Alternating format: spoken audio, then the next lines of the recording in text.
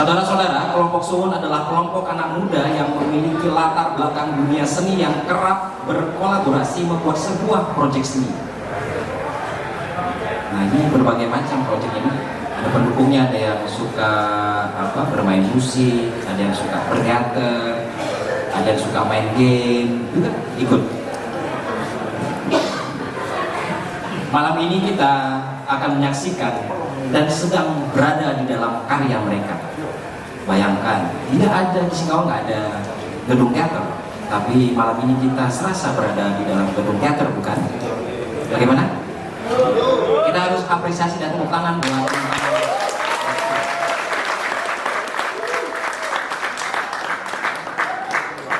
kelompok Suwon sengaja menggelar pertunjukan teater monolog bertepatan dengan peringatan Hari Pendidikan Nasional yang jatuh pada tanggal 2 Mei 2021.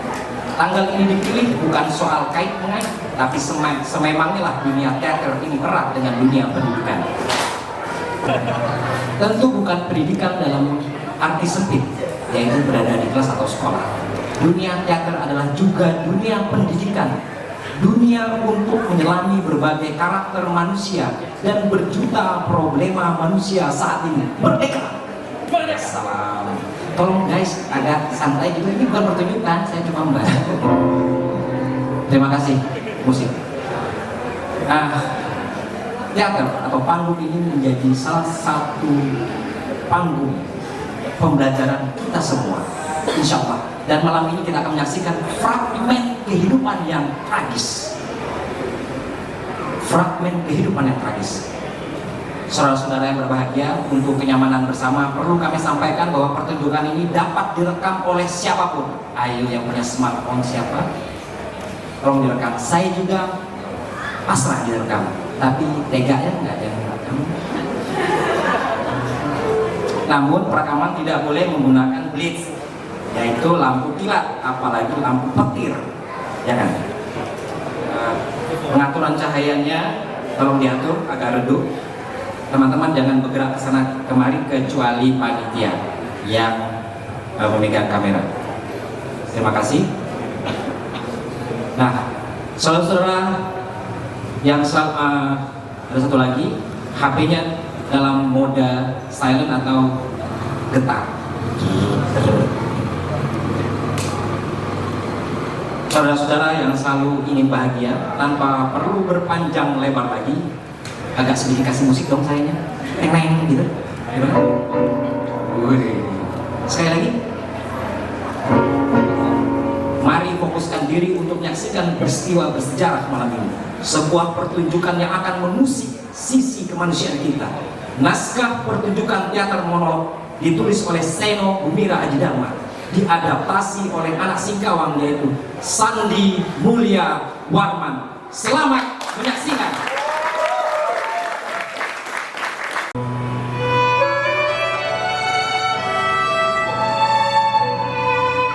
Suatu ketika nanti, seseorang tukang cerita akan menunjukkan sebuah legenda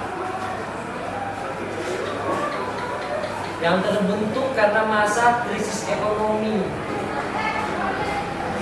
pada sebuah negeri yang dahulu pernah ada, yakni Indonesia.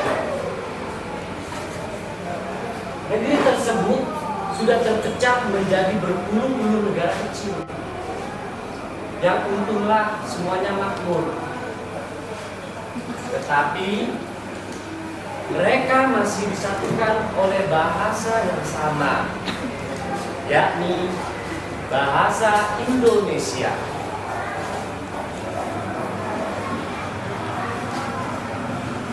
Hari ini dan seterusnya, legenda Wong Asu.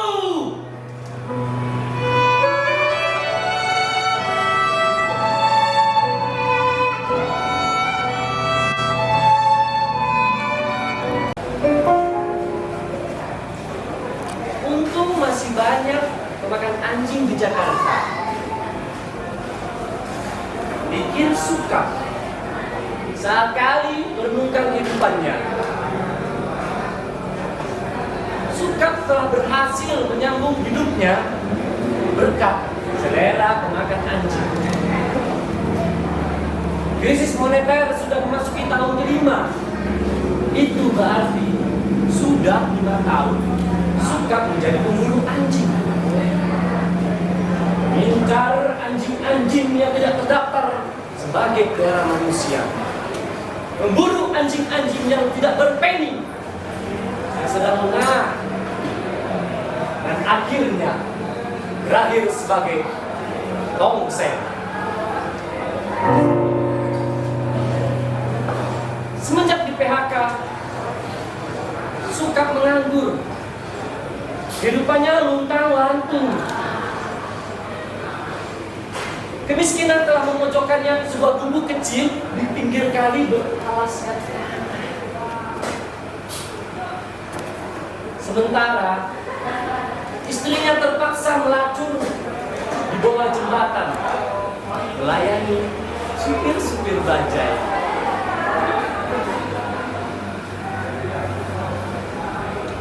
Masih terbayang di depan matanya bagaimana ia mengelilingi kota sambil membawakan kosong, mengincar anjing-anjing yang berkeliaran, lalu menyegapnya tiba-tiba.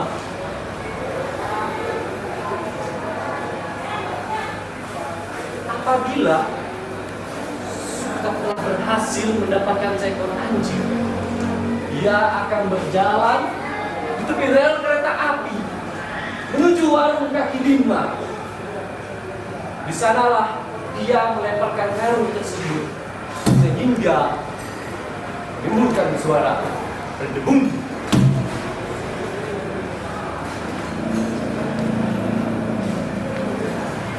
Ya, begitulah Sukap yang tanpa alas kaki, bercelana pendek, yang hanya mengenakan kaos singlet dan kiri, menjadi pemburu anjing di Jakarta.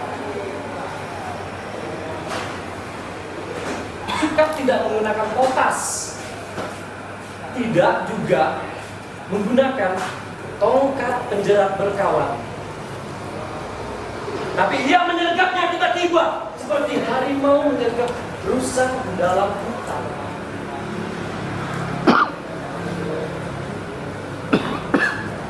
Ketika ia berjalan mengelilingi kota, keluar dan masuk komplek perumahan.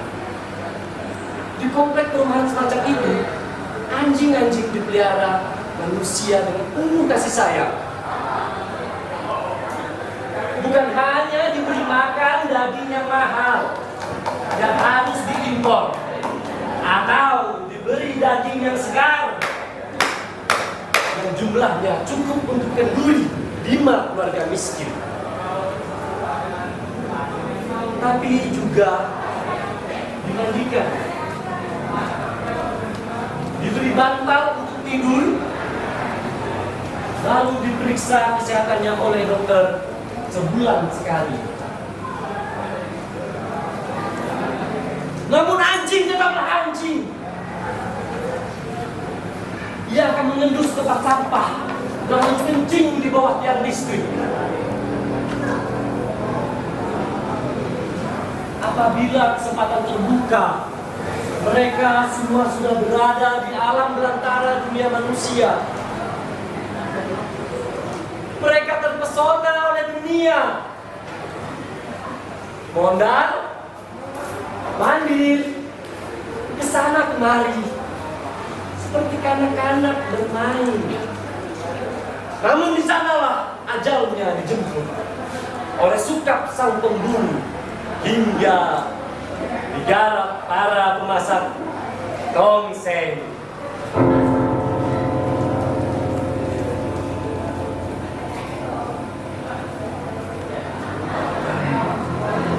Sukap, jangan engkau pulang dengan tangan hampa. Ada anak menantimu dengan berkeloncongan.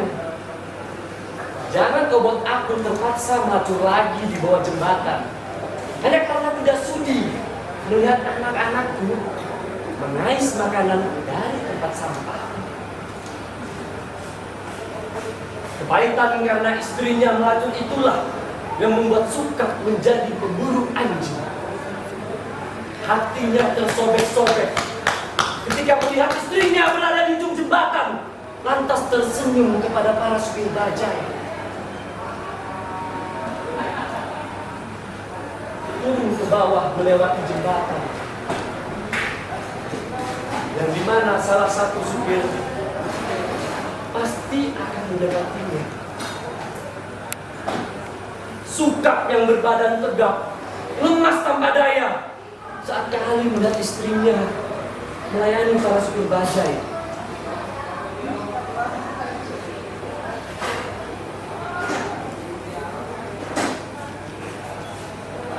Inilah yang akan terjadi jika engkau tidak bisa mencari makan.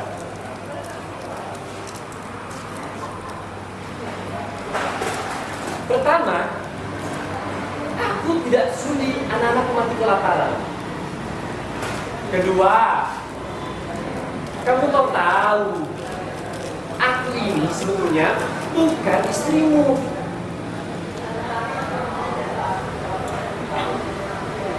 Perempuan itu memang ibu dari anak-anaknya. Mereka hanya tinggal bersama di sebuah gubuk kecil pinggir kali. Tidak ada cerita hidup semati, surat nikah, apalagi. Tapi mereka masih bisa bertahan hidup ketika Sukap menjadi buruh pabrik sendal jepit. Meskipun Sukap tidak bisa menyekolahkan anaknya atau membelikan cincin kalung intan berlian kepada perempuan, setidaknya kehidupan Sukap masih sangat terhormat. Pergi dan kembali seperti orang mempunyai pekerjaan tetap.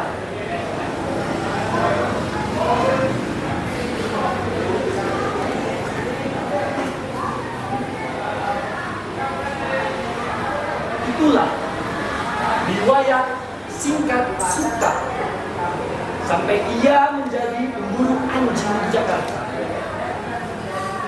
Kini ia mempunyai banyak pelanggan tetapnya.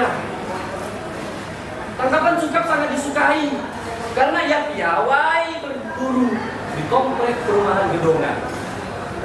Konon, anjing orang kaya lebih gemuk dan sehat dari anjing kampung berkeliaran. Namun Sukap tidak pandang bulu. Ia berjalan dan ia memperhatikan serta mengincar anjing-anjing yang nalurinya tajam bisa dibuat yang terperdaya, apapun jenisnya, dari Chihuahua sampai ke Bulldog, dari anjing gembala Jerman sampai anjing kampung, seperti bisa disihirnya untuk mendekat, lantas tinggal dilumpuhkan dengan cara yang tidak usah diceritakan di sini. Namun dari sinilah cerita baru dimulai.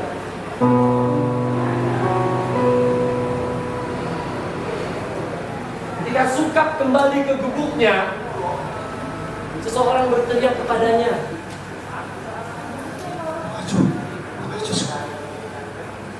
"Sukap, mereka menangkap keluargamu." Rumah gubuknya porak-poranda. Seseorang mendatangkan petugas yang membawa kerangkeng beroda. Perempuan dan kelima anaknya ditangkap. Lalu ketika Sukap berjalan menuju ke kantor polisi, ia mendengar mereka berbisik-bisik di dalam gubuk kardus.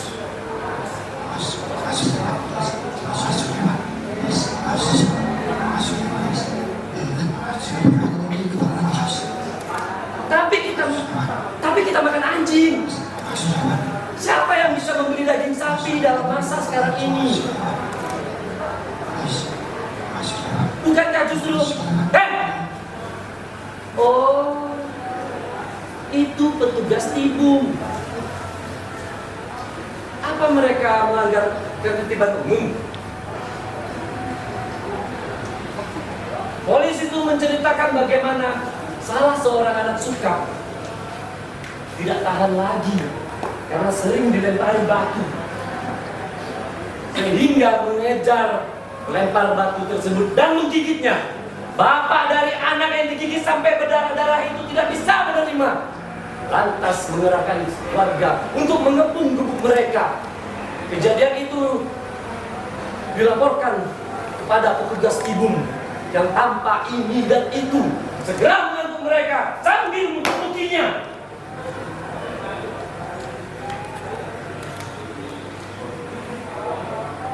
Polisi itu menjelaskan bagaimana perempuan dan kelima anaknya berhasil ditangkap hanya setelah memberi perlawanan yang luar biasa.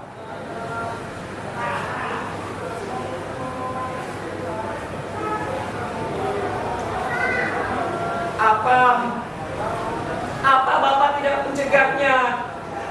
Kenapa, Pak? Apa perbuatan itu? Mereka manusia, Pak. Apa? Saudara pikir mereka manusia? Mereka manusia sama seperti Bapak. Tidak. Aku tidak sudi disamakan. Mereka lain. Saudara juga lain. Lagi pula,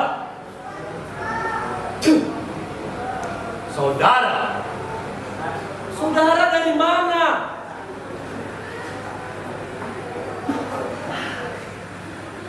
Lagi pula Anda bisa bayar berapa? Suka berlalu. Nalurinya yang entah datang dari mana, serasa ingin menerkam dan merobek kursi tersebut. Tapi hati dan otaknya masih manusia. Lalu Suka kembali ke depan gubuknya dan berjongkok. Dan Suka menangis. Suara yang keluar hanyalah golongan anjing. Hal itu membuat mereka mendatangi Suka yang masih melolong di bawah cahaya sinar bulan yang sangat mengerikan. Mereka membawa senjata tajam. Mereka membantai Suka. Mereka membantai Suka. Mereka.